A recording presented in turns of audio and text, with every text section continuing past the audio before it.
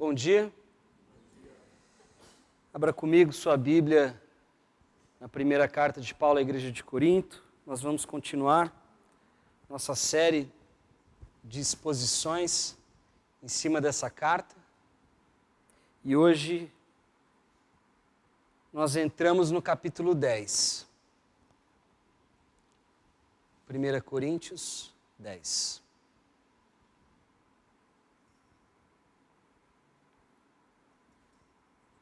Vamos ler do verso 1 ao 13.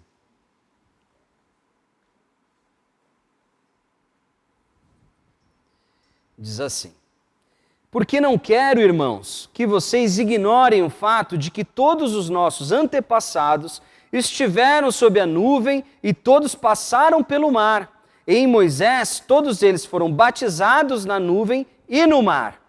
Todos comeram do mesmo alimento espiritual e beberam da mesma bebida espiritual, pois bebiam da rocha espiritual que os acompanhava, e essa rocha era Cristo. Contudo, Deus não se agradou da maioria deles, por isso os seus corpos ficaram espalhados pelo deserto.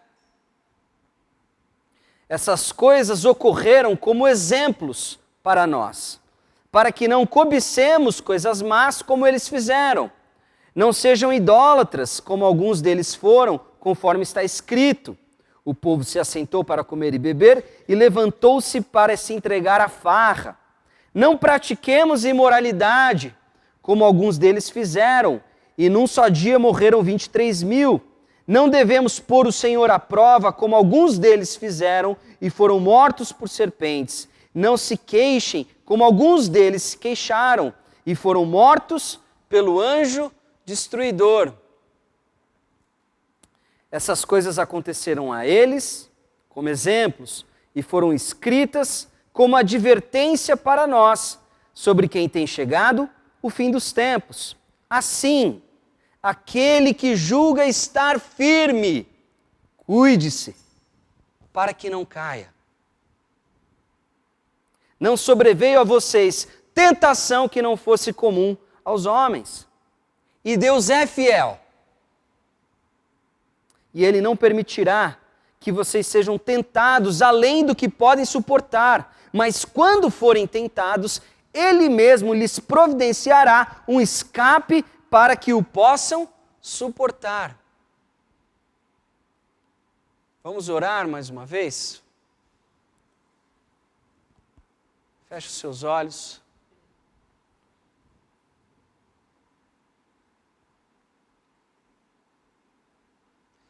Senhor, muito obrigado pelo Teu amor, muito obrigado pela Tua misericórdia, muito obrigado pelo Teu cuidado conosco. Muito obrigado, Pai, porque o Senhor tem cuidado de nós. Mas em especial agora, nesse momento, eu venho pedir pelo cuidado do Teu Santo Espírito conosco nessa manhã, para que a Tua palavra encontre destino certo nos nossos corações, para que a Sua palavra repouse no nosso íntimo e ali cause transformação, pois não adianta, Senhor, conhecer a letra. Queremos Te conhecer por meio do Teu Espírito. Sê conosco, no nome santo de Jesus. Amém. Quantos de nós queremos de fato mudar? Quantos de nós queremos de fato abrir mão de aspectos da nossa personalidade? Quantos de nós queremos abrir mão de alguns maus hábitos que a gente cultiva há tantos anos?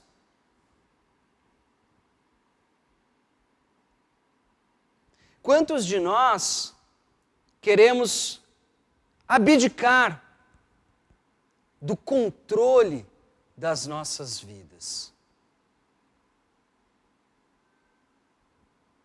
Eu não quero. E se você for parecido comigo, feito de carne e osso, eu acho que você também não quer. Pedir um favor. Aproveitar que hoje não está tão calor. Vamos desligar esse daqui, está um pouquinho barulhento. Me distraio fácil. Obrigado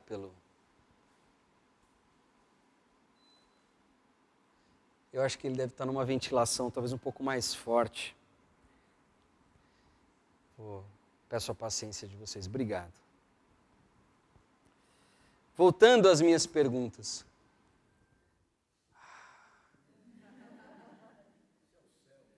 É o céu, né? Agora a gente só vai ficar ouvindo agora a exaustão que está ali, ó, que é um negócio que está fazendo assim.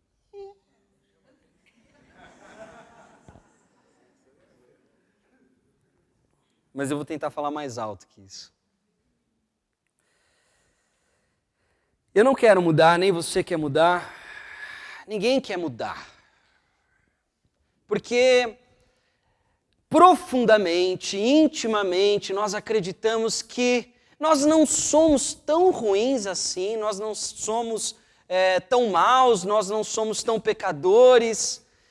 Veja você, eu me lembro alguns anos atrás, na época que eu ainda resistia à maturidade, eu ainda resistia a tomar decisões definitivas na minha vida, e nós crescemos num grupo grande de amigos, frequentávamos a mesma igreja, mas sabe, é aquela coisa, você começa, diz o ditado, né, que, como é que é mesmo, aquele lá do boi da cerca, mas é mais ou menos assim, onde um arrombou, em dois não para, né? É mais ou menos isso? Enfim, essa é a ideia. E a gente vai abrindo mão, a gente vai fazendo concessões, aí vem aqueles pensamentos, não, mas assistir esse tipo de filme não é errado, ouvir esse tipo de música não é errado, o que importa é a minha fé. Ir em tal lugar, frequentar alguns tipos de festa, não é errado. É só eu ficar na minha, porque afinal de contas, Deus mora no meu coração. E tantas outras coisas nesse sentido. E eu lembro de passar por essa fase e ir me permitindo viver do jeito que eu queria viver, cultivando falhas de caráter, não abrindo mão dos meus pecados de estimação. E lembro, o Marcel está viajando, mas eu lembro que o Marcel pegava no meu pé e ele dizia que eu não deveria estar em alguns ambientes, que eu não deveria andar com algumas pessoas. E na época eu respondia a ele com muito embasamento teológico que ele estava sendo um baita de um fariseu. E às vezes ele era também. E eu dizia, não, você está errado, a gente tem que estar lá no meio da galera mesmo, a gente às vezes tem que estar no meio da bagunça, porque afinal de contas, nós temos que fazer algum tipo de diferença.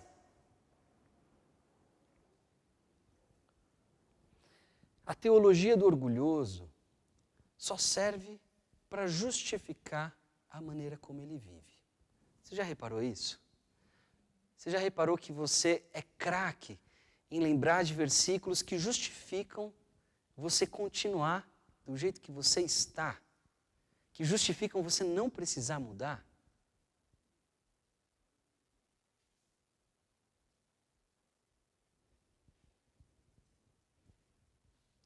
A maneira como você vive, a maneira como você fala, a maneira como você se porta, a maneira como você trabalha, a maneira como você faz tudo, é reflexo da sua teologia.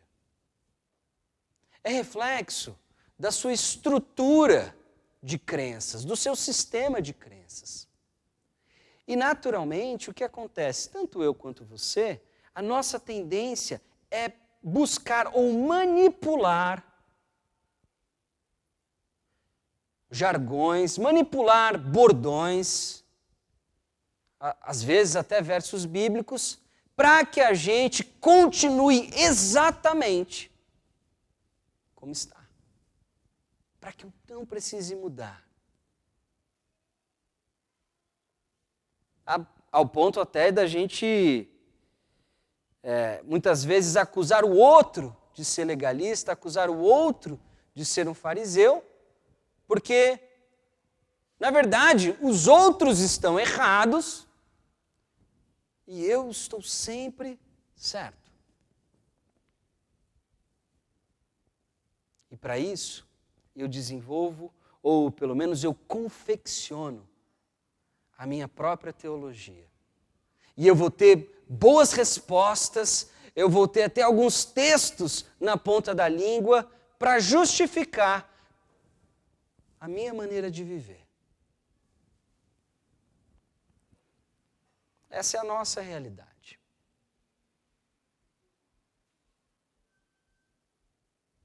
E eu acredito que o apóstolo tem muito a nos dizer, digo o apóstolo Paulo, tem muito a nos dizer a este respeito, por meio desse texto.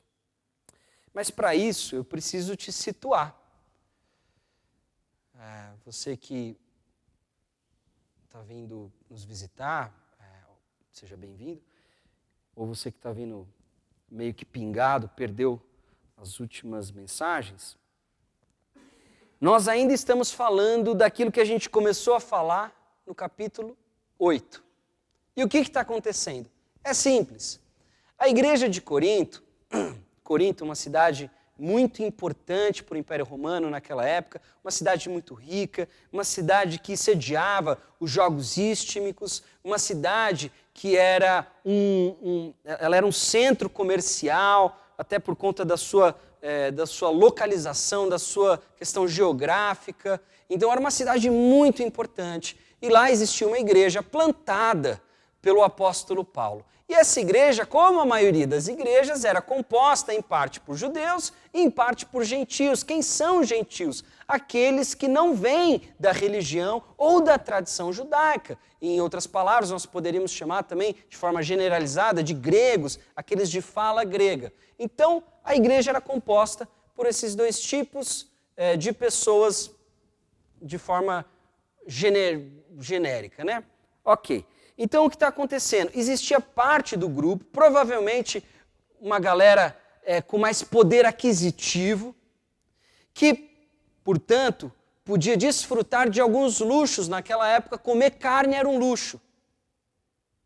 E a maioria das carnes que eram comercializadas e eram vendidas, elas primeiro passavam pelos templos pagãos. Elas eram usadas, os animais, no caso, eram sacrificados aos ídolos, a alguns cultos pagãos, às vezes até mesmo culto ao próprio imperador, que naquela época já estava sendo instituído. E depois a carne que sobrava era mandada para o mercado, às vezes até comercializada no próprio templo, e esses membros da igreja de Corinto, que iam lá, compravam essas carnes e realizavam banquetes e participavam de outros banquetes. Eles diziam o seguinte: olha, eu não preciso me preocupar com essa carne ter sido consagrada a um ídolo, porque afinal de contas, eles não existem.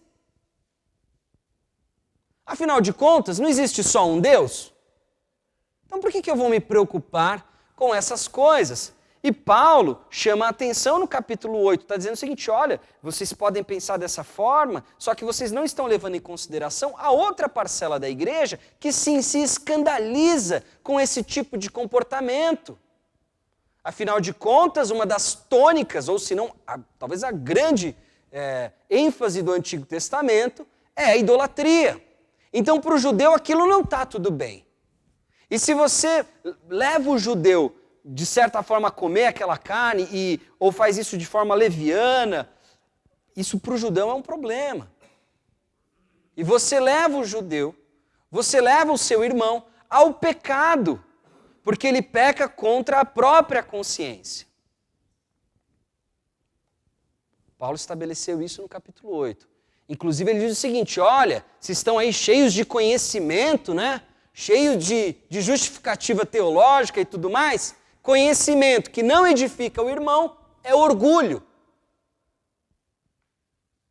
Conhecimento bíblico, conhecimento teológico, sabe? Se não é usado para edificar o irmão, se não é usado para proteger a comunhão, ele é orgulho. Então, não serve. Existe uma outra tônica nessa carta, que é esse clamor, essa reivindicação de Paulo para que os coríntios tenham nele o referencial de um cristão maduro. Afinal de contas, ele é o pai deles na fé. Então, no capítulo 9, o que Paulo faz? Paulo usa a história dele como exemplo. Então, ele diz o seguinte, olha, eu não sou apóstolo, não sou livre, não fui eu quem plantei essa igreja, não fui eu quem os apresentei o Senhor Jesus Cristo. Todos os outros apóstolos, eles são sustentados pelas igrejas. Por que eu e Barnabé não somos? Porque está errado? Não, de forma nenhuma. Afinal de contas, ele usa alguns exemplos e ele é muito convincente na sua argumentação. Ele diz, não, a gente tem que ser sustentado pela igreja. Afinal de contas, o trabalhador é merecedor do seu sustento. Cita o próprio Jesus. Faz menção a Jesus, quando Jesus diz isso. E aí o que está acontecendo? Ele diz, olha, a gente tem o direito. Só que para que isso não se torne um obstáculo, para que isso não se torne um empecilho para o evangelho, a gente decidiu não tocar nesse assunto.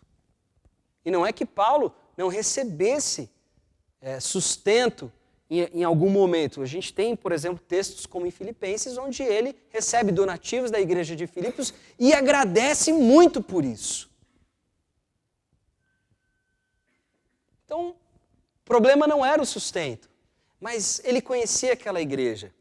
E como já começa desde o capítulo 8, essa dualidade, né? Esse contraste entre aqueles que se consideravam fortes e aqueles que se consideravam fracos, ou que os fortes os consideravam fracos. O que está acontecendo no capítulo 9? Capítulo 9, Paulo está dizendo, em outras palavras, eu sou forte e vocês são fracos. Eu sou forte e vocês são fracos, porque para que isso não fosse um empecilho, eu abri mão desse direito. Aliás, me fiz de judeu para com os judeus, me fiz de gentil para com os gentios, de fraco para com os fracos. Por quê? Para não causar nenhum problema para a propagação e para a proclamação do evangelho. Eu não serei um obstáculo para isso. Eu me tornarei sensível às realidades, sensível aos hábitos, sensível à cultura. Então isso é o que está acontecendo. E ele termina o capítulo 9 com a metáfora esportiva, a metáfora do atleta, que para essa cultura era muito pertinente, afinal de contas, eles recebiam o segundo maior campeonato, como se fosse uma Olimpíada, digamos assim. Só perdia para aquela que acontecia em Roma. Então era muito natural, era muito pertinente esse exemplo. E aí o que ele diz? Ele diz o seguinte, olha, da mesma maneira que o atleta, em virtude do prêmio que ele quer ganhar, o atleta entra na disciplina, faz renúncias, abre mão de uma série de coisas, nós temos que fazer isso também. E para pegar o gancho, já para a gente voltar ao capítulo 10, vamos ler o último verso do 9, diz assim, mas esmurro o meu corpo e faço dele meu escravo, para que depois de ter pregado aos outros, eu mesmo não venha a ser reprovado. Paulo falando.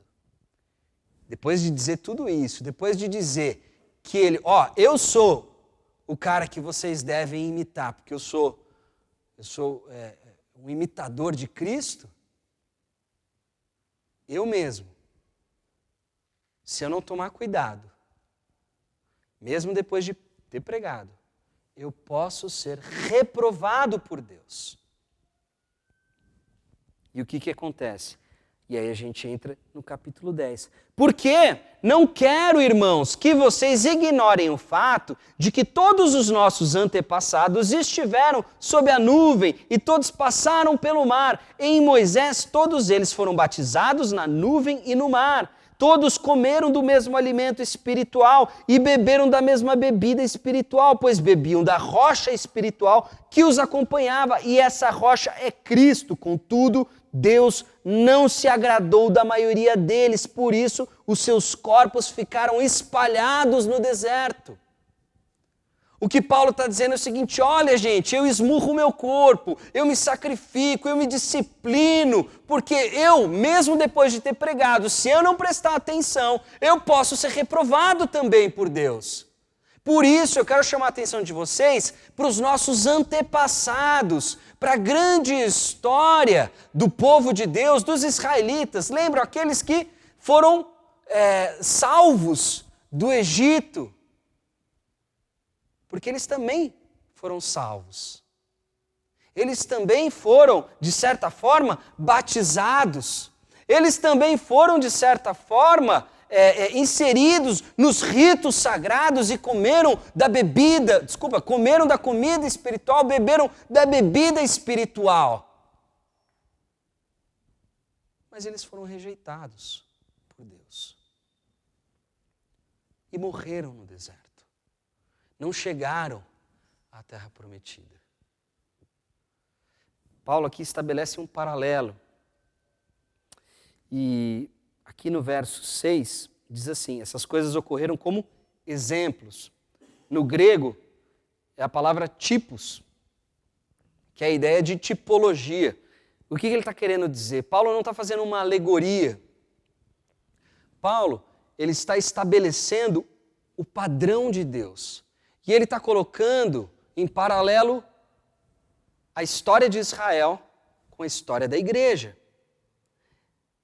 E ele está dizendo o seguinte: olha, esse pessoal aqui também foi salvo. Esse pessoal aqui também foi batizado. Esse pessoal aqui também participou da refeição sagrada, semelhante à ceia que vocês participam. Mas ainda assim, eles foram rejeitados. Lembrando, o próprio Paulo dizendo: eu preguei, mas se eu não me sacrificar, se eu não renunciar a mim mesmo, se eu não esmurrar o meu corpo, se eu não me disciplinar, eu também posso ser reprovado. Ele recorre a essa tipologia. E o que é essa tipologia? Ele está dizendo, em outras palavras, o seguinte: olha, os detalhes históricos, obviamente, são diferentes. Mas o Deus é o mesmo. E o caráter dele é o mesmo. Existe hoje em dia, especialmente entre figuras muito midiáticas, uma certa aversão ao Antigo Testamento e ao Deus do Antigo Testamento. E se você já ouviu algo do tipo, eu gostaria de esclarecer a você que não existe um Deus do Antigo Testamento e um Deus do Novo Testamento. Existe Deus. Não é à toa que ele se apresenta a Moisés como eu sou. O eu sou, que no hebraico tem uma questão aí interessante por causa da ausência do tempo verbal. Então, ele está dizendo: eu sou o eu fui, eu sou o eu sou, e eu sou o eu serei. Por isso que algumas Bíblias, você vai ver lá no Antigo Testamento, sempre traduz o eterno falou. O eterno disse isso. Deus é o mesmo Deus. Não dá para cancelar o Antigo Testamento, porque agora a gente precisa de uma versão mais soft, uma versão mais palatável, isso não é bíblico. Esse tipo de teologia é uma teologia fragmentada, feita com recortes do Novo Testamento. Que se você lê, como a gente está lendo, de cabo a rabo, por exemplo, a carta de Paulo à igreja de Corinto, você vai ver, e a gente está vendo exatamente agora, que o Deus é o mesmo, o caráter de Deus é o mesmo. Existe salvação, existe participação na vida espiritual do povo de Deus, mas ainda assim existe reprovação. Então quer dizer que existe perda de salvação, não é esse o ponto. Essa, inclusive, é uma discussão nesse texto aqui irrelevante.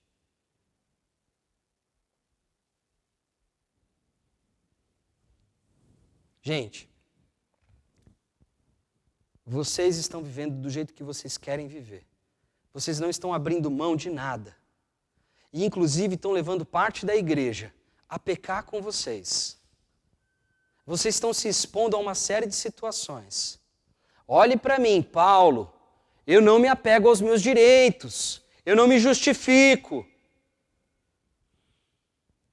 Eu sou livre, mas me fiz escravo de todos. E inclusive eu, se não for cuidadoso, posso ser reprovado. Olhem para a história dos nossos antepassados. Eles passaram pelo Mar Vermelho, foram conduzidos pela nuvem. Experimentaram beber água da rocha. Experimentaram o maná. Aquilo que Deus mandou milagrosamente. Fizeram parte dos ritos sagrados e ainda assim foram rejeitados. Vocês estão fazendo uma ideia equivocada de quem é Deus. Vocês estão brincando com Deus. E aí vamos, verso 6. Essas coisas ocorreram como exemplos para nós, para que não cobicemos coisas más como eles fizeram. Não sejam idólatras, como alguns deles foram, conforme está escrito. O povo se assentou para comer e beber e levantou-se para se entregar à farra. Não pratiquemos imoralidade, como alguns deles fizeram, e num só dia morreram 23.000. Não devemos pôr o Senhor à prova, como alguns deles fizeram, e foram mortos por serpentes. E não se queixem, como alguns deles se queixaram e foram mortos pelo anjo destruidor. Ele está citando vários episódios do Antigo Testamento, enquanto o povo estava no deserto. Tem aquela famosa expressão, e muito válida, porque essa é uma daquelas expressões, daqueles bordões que vale a pena a gente manter. O sujeito saiu do Egito, mas o Egito é o que o povo experimentou naqueles 40 anos de deserto. O povo ficou lá. É muito interessante isso, né? Porque num determinado momento, a gente quer Deus. Quando a gente experimenta os limites do nosso poder, os limites do nosso contentamento, os limites do nosso entendimento, quando a gente chega num momento de dificuldade mesmo, a gente quer Deus. E a gente procura por Deus. E a gente busca a Deus. Só que Deus, na verdade, nada mais é do que uma muleta. E a partir do momento que eu recupero a minha autoestima, a partir do momento que eu recupero a minha situação financeira, ou coisa do tipo, eu volto a ser a mesma pessoa. E mesmo que eu tenha saído do Egito, eu fico reclamando, porque eu estou sentindo saudades do Egito, como esse povo fazia no deserto. Ah, no Egito a gente tinha carne, no Egito a gente tinha alho, cebola. E aí Deus, não, tá bom, mandou. O pessoal tinha que encher baldes e baldes de codornizes que caíam, foram levadas. Só que Deus se irou também. Antes que eles pudessem engolir essa carne, uma praga os atingiu.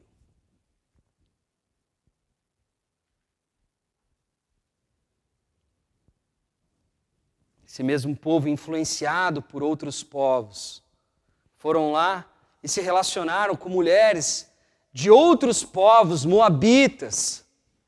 E novamente Deus castigou o povo por causa disso e morreram 23 mil. E tantos outros episódios colocavam o Senhor à prova. E Paulo não está nem descrevendo muito cada situação, porque ele está relacionando isso tudo. Ele está relacionando idolatria, imoralidade, pôr o Senhor à prova e a murmuração. E pode ver, normalmente essas coisas estão juntas.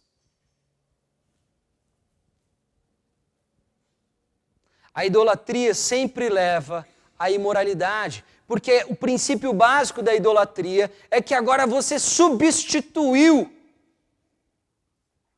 Deus pelas suas necessidades. E o que você vai buscar então? Prazer.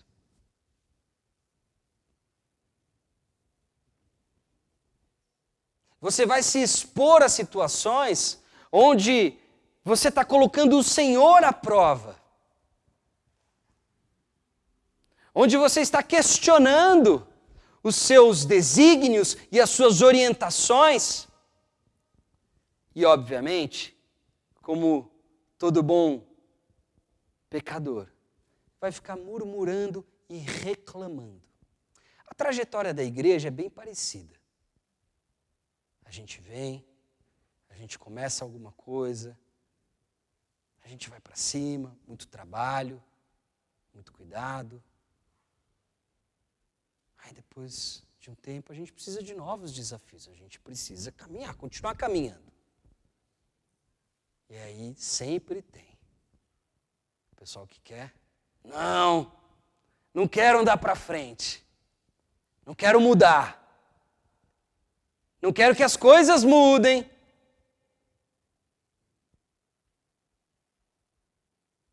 Não é fácil ser pastor.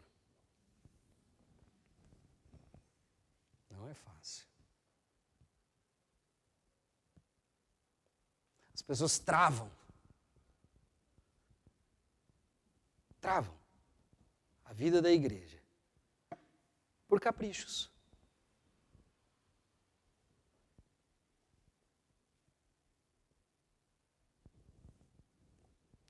Essa é a nossa realidade. Era assim no deserto, era assim em Corinto e continua sendo assim hoje. A gente não fala, eis-me aqui. A gente olha exatamente para aquilo que a gente não deveria olhar, né? Para trás.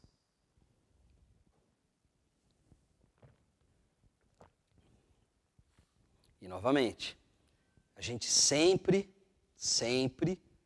confeccionando a teologia para justificar a nossa maneira de viver e continuar dessa forma. Mas que fique claro, por que esse povo foi rejeitado no deserto? Eram idólatras, imorais, punham o Senhor à prova e viviam se queixando.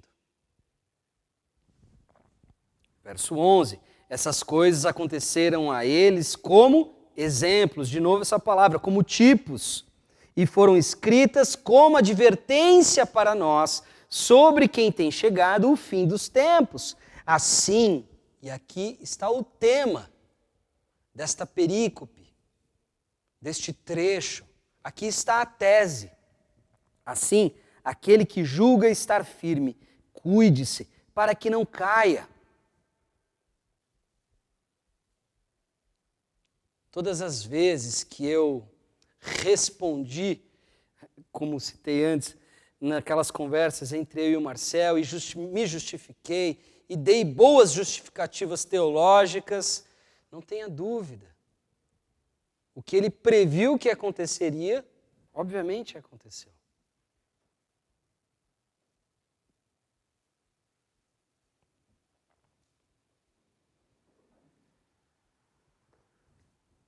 Porque o orgulhoso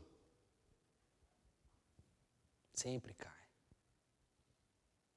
Aquele que tem todas as respostas, aquele que é muito sábio, aquele que é muito articulado, sempre cai.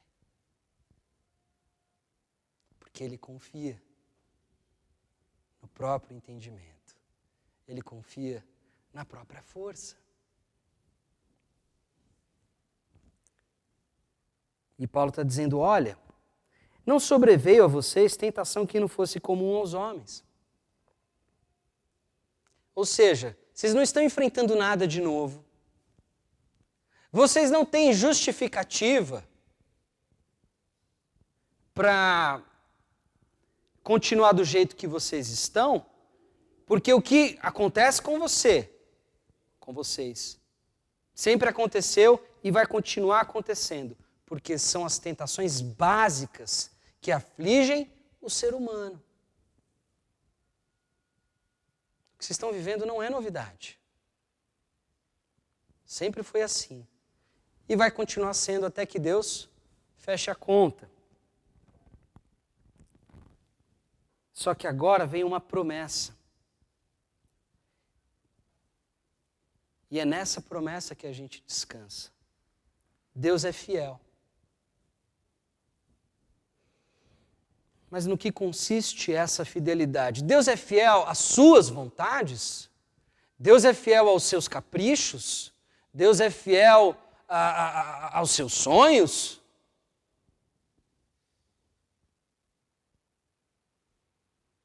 Não. Deus é fiel a si mesmo, fiel à sua própria palavra, às suas promessas, ao seu comprometimento, fiel à aliança que fez conosco. Ele é fiel conosco no sentido de que ele nos conduz para a nossa redenção, ou pelo menos nos dá esta oportunidade. Por isso ele é fiel.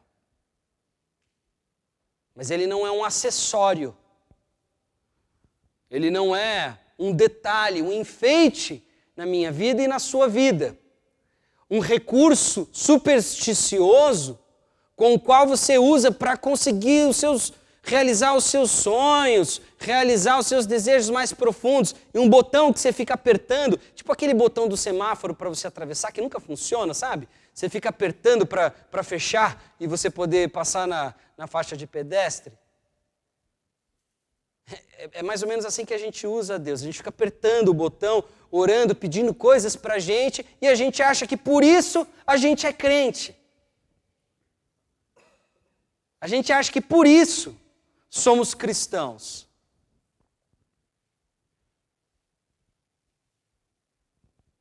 Ele é fiel. Mas ele é fiel ao compromisso que ele fez conosco.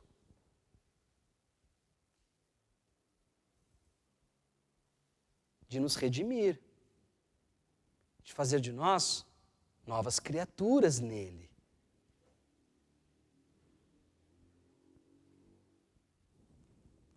Ele não permitirá que vocês sejam tentados além do que podem suportar, mas quando forem tentados, Ele mesmo lhes providenciará um escape para que possam suportar.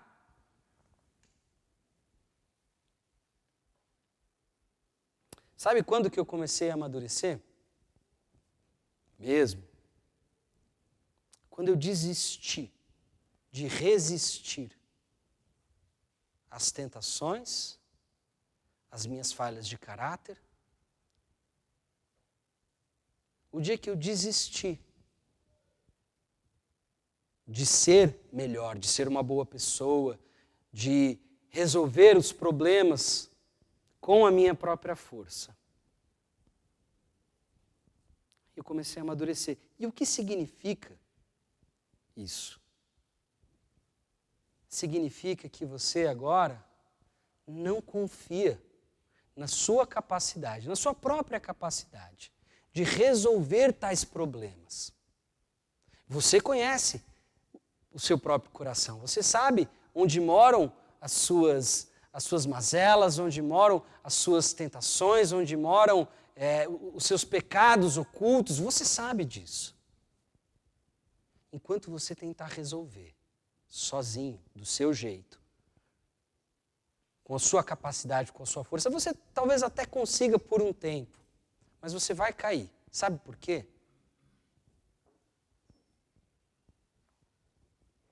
Porque isso é autossuficiência. E a autossuficiência é uma outra palavra para soberba, para orgulho. Como que você vence a tentação? Como que você vence essas provações, esses testes? Confiando na palavra e na promessa que Deus tem para nós. E inclusive se manifesta através desse texto. O que está acontecendo aqui, o que Paulo, e a gente vai continuar lendo, e esse tema ainda vai continuar, o que está acontecendo é que Paulo está falando assim, olha, vocês que vivem aí nos banquetes, nas festas pagãs, e para que você entenda, banquete naquela época não era só você ir lá e comer, depois ia rolar uma orgia. Vocês que frequentam esses lugares e se consideram fortes, porque frequentam e conseguem ir lá e não se entregar às paixões, e consideram os outros que não vão fracos. Cuidado. E eu gosto da maneira como Paulo coloca o texto aqui na NVI e traduz bem. Aquele que julga, aquele que acha, aquele que tem uma determinada opinião a respeito de si mesmo, acha que está firme, não é aquele que está, é aquele que acha que está, que julga estar. Cuidado. Cuidado. Porque você está confundindo confiança em Deus com autoconfiança. Como que você resolveu na sua vida? Não resolvi nada. Não resolvi nada. Agora eu me rendi, eu desisti de tentar resolver. Como que eu faço? Me abstenho. Abstinência. O que me levava a este pecado? O que me levava àquele pecado? Sigo o conselho de Jesus. Se é o meu olho que me leva a pecar. Se é a minha mão. Se é o meu corpo. Se é a minha perna. Quais são as circunstâncias que me levam? Porque quando a gente, sabendo que aquela circunstância me leva ao pecado, sabendo que aquelas companhias me levam ao pecado, sabendo que aquele ambiente me leva ao pecado, sabendo que aquele site, aquela rede social, aquele filme, se eu sei que isso me conduz ao pecado, permanecer vendo, permanecer me relacionando, permanecer nessas circunstâncias, não é nada mais do que colocar o meu Senhor à prova. E isso Ele não suporta.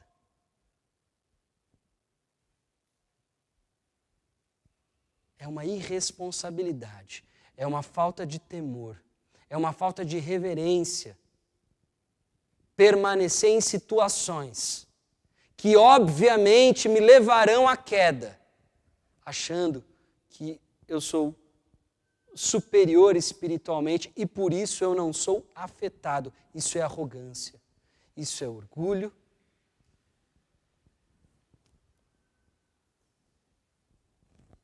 E o destino sempre é o chão.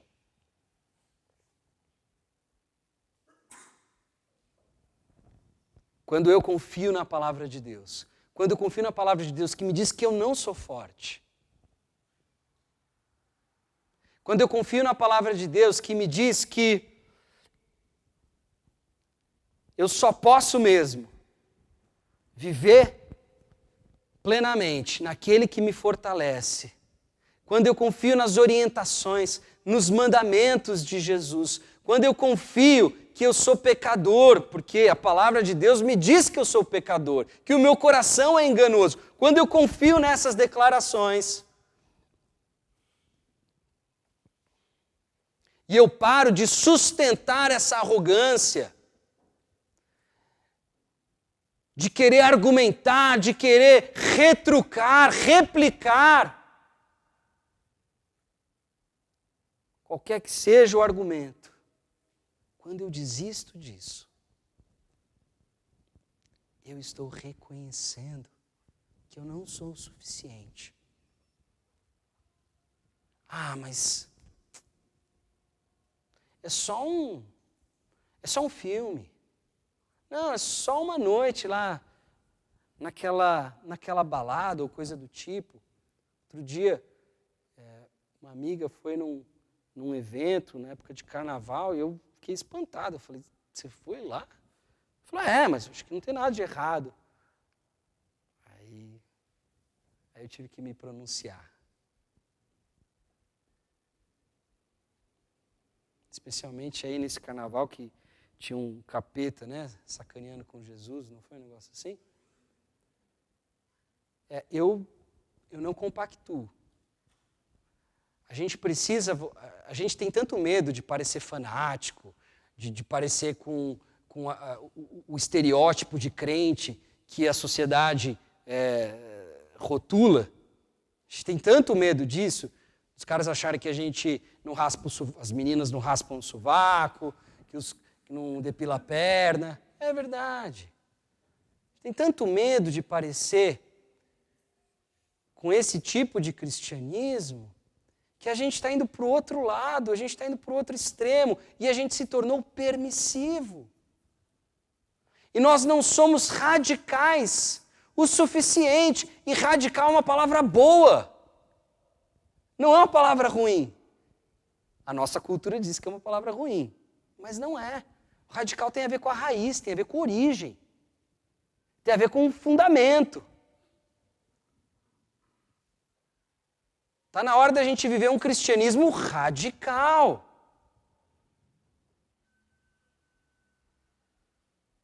Está na hora da gente parar de inventar desculpa. Do contrário, nada do que você está fazendo na sua pseudo-espiritualidade está valendo alguma coisa.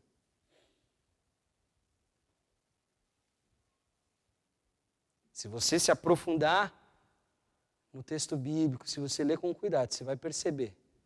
Ou você está com Deus, ou você não está. Não sou eu que estou falando, não é a minha opinião. Isso é o que o texto sagrado, que as escrituras sagradas nos revelam.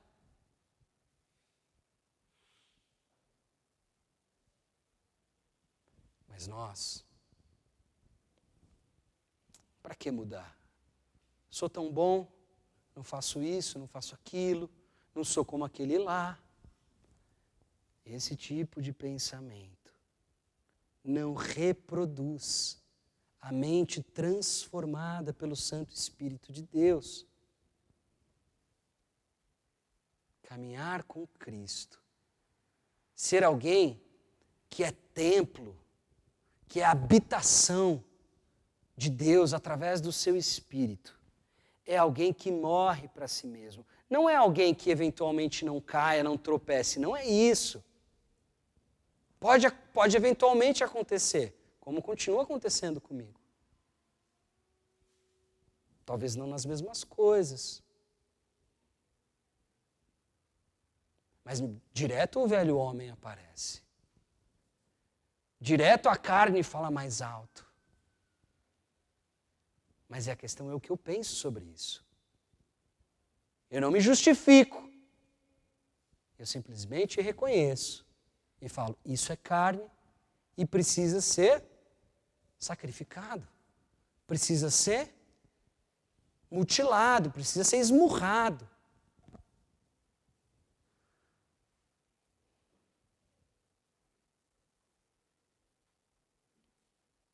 A gente vive um cristianismo muito medíocre nos nossos dias, no nosso país, na nossa sociedade. É um cristianismo que ele é indiferente. Porque no final das contas, o que vai valer mesmo é a sua opinião, o que você acha. E claro, você aí com seus 30, 40, 50, 60 anos, viveu muita coisa. Entendeu a história toda. Sabe muito mais do que o pessoal que escreveu isso daqui. Né? Sabe. Deve saber.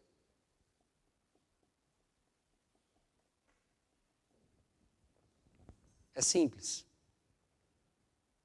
Paulo está dizendo o seguinte: confiar na sua capacidade de resolver os seus problemas não é confiar em Deus. Confiar em Deus, você se humilha. E você agora depende dele. Depende da fidelidade dele. Depende do amor dele. Depende da graça dele. E é ele quem vai te conduzir no caminho da aprovação. No caminho da superação. No caminho da salvação. Não, mas eu sou batizado. Mas eu tomo a ceia. Mas eu me converti há muitos anos. Sou membro de igreja batista desde antes de eu nascer.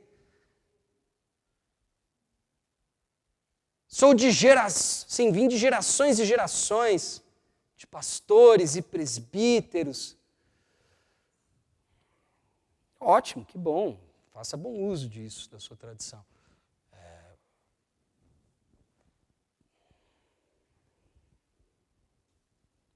O relacionamento com Jesus é pessoal. A caminhada com ele é comunitária. A caminhada com ele é comunitária. É em igreja, é em corpo. Mas o trato é pessoal. Enquanto a gente achar que tem o poder, que tem o entendimento, que tem a justificativa para continuar vivendo exatamente do jeito que está, para não precisar mudar. Enquanto a gente viver dessa forma, você não está seguindo Jesus. Desculpa ser eu a ter que te dizer isso, não está. A gente só segue a Jesus se a gente desiste, inclusive, de ser a pessoa que vai resolver até situações como uma tentação corriqueira, coisa do tipo. Quem se expõe a tentações, quem se expõe a ambientes nocivos e acha que tudo bem, porque eu já estou salvo, porque eu sou crente, ninguém pode me julgar, o que está no meu coração e coisas do tipo. Isso daí não tem nada a ver com Jesus. O que tem a ver com Jesus é humildade. O que tem a ver com Jesus é a desistência do próprio projeto. A ponto, inclusive, de se precisar abrir mão de uma série de circunstâncias. Porque aquelas circunstâncias, ainda que não naquela ocasião, pontualmente, em específico, mas aquelas situações, aquelas circunstâncias, fatalmente, me conduzem à queda. Me abster disso é ter temor a Deus. E o temor a Deus é o princípio da sabedoria. Por isso, encerro essa pregação de hoje com um texto em Provérbios, no capítulo 16, no verso 18, onde Salomão diz o seguinte, inspirado pelo Santo Espírito de Deus: ele diz. O orgulho vem antes da destruição. O espírito altivo antes da queda. Cuidado com as suas pretensas certezas e convicções. Desista delas. Abrace essas daqui. Abrace o Evangelho, abrace Jesus. Deixe Ele ser a sua certeza, Ele ser o seu fundamento. E aí sim você vai estar na rocha. Bem alicerçado, bem fundamentado. Confie no seu entendimento. E você encontrará a sua destruição. Você encontrará a sua queda, ainda que demore. Amém? Não é para ser uma mensagem de desencorajamento. Pelo contrário, nós temos nesse texto uma das promessas mais lindas do Novo Testamento. Que por causa da fidelidade de Deus, Ele não vai permitir que os seus filhos, aqueles que estão no seu caminho, óbvio, quem está andando no caminho dele, quem está andando no próprio caminho, vai cair. Quem está andando no caminho dele, essas pessoas, a este propósito, com relação a essa missão, ele é fiel, e ele não vai permitir que essas pessoas sejam tentadas além da própria capacidade. E quando tentadas, será ele a acender a luzinha da saída de emergência, para que você não se desvie do caminho e percorra o caminho que vai te levar à aprovação. Porque ser religioso não significa nada. Vide, povo de Israel. Agora, aqueles que confiam na fidelidade de Deus, nas promessas de Deus, nas palavras e na palavra, no verbo encarnado que é Jesus Cristo, esses permanecem no caminho. Esses são aprovados. Amém?